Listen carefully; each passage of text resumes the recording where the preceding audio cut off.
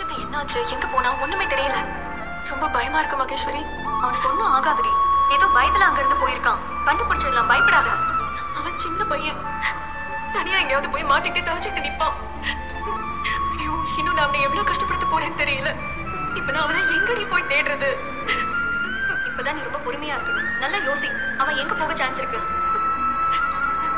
அவனுக்கு எங்க யாரையுமே தெரியாது, எங்க போறதுன்னு தெரியாது. ரோகிணி, ஒருவேளை உன் அம்மா கூட கிருஷ்ண கூட்டிட்டு போயிருக்கலாம்ல? இல்லடி, நிச்சயமா எங்க அம்மா கூட்டிட்டு போயிருக்க மாட்டாங்க. எப்படி சொல்ற? ஏன்னா எங்க அம்மாவுக்கு கிருஷ் என் கூட இருக்கணும்னு தான் ஆசை.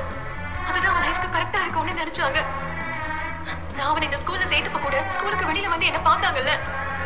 ஆமா, அன்னைக்கு உன் கூட பேசிட்டு இருந்தாங்களே. கிருஷ் என் கூட இருக்கணும்னு தான் அவங்க விட்டுட்டே போனாங்க. இப்படி பண்ணிட்டேன்னா அன்னைக்கே சொன்னாங்க. அதனால நிச்சயமா என் அம்மா உன்னை கூட்டிட்டு போயிருக்க வாய்ப்பே இல்லை.